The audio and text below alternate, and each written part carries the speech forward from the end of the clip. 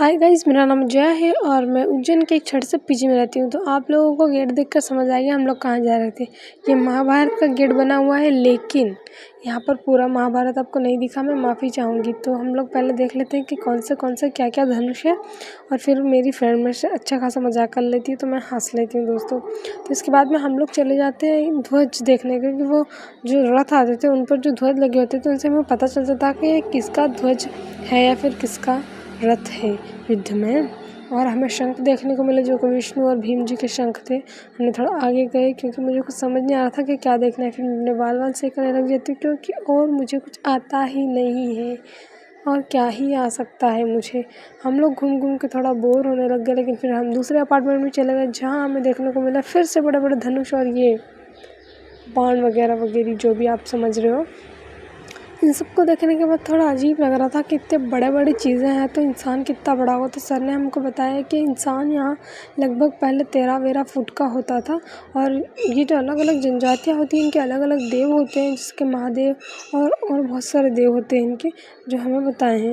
मतलब सब जनजाति के अपने अलग अलग देव होते हैं। तो हम लोग अलग जा रहे हैं क्योंकि अभी हमें ध्वज और शंख जो है वो हमें डिटेल में बताएंगे।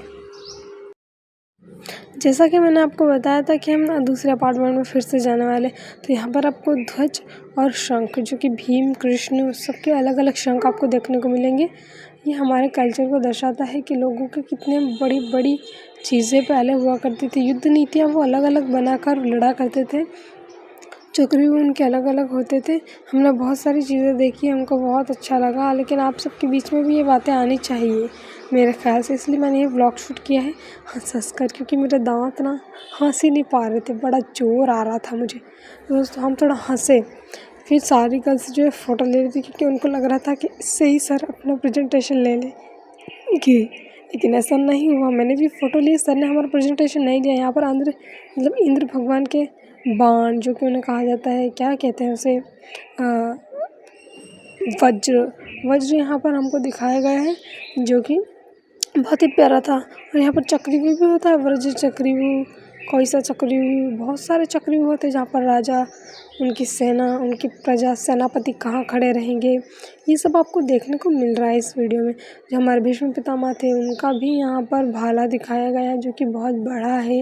और तलवारें देखकर आप समझ गए कितनी बड़ी बड़ी तलवारें मेरे फ़ोन में आ नहीं रही थी। मेरे को फ़ोन छोटा और साइज़ बड़ी करनी पड़ रही थी, मतलब आप उठा नहीं सकते हाथ में इतनी बड़ी तलवारें। तो गाइस आपको व्लॉग कैसा लगा, लाइक शेयर कमेंट कर दीजिएगा, और बाय बाय।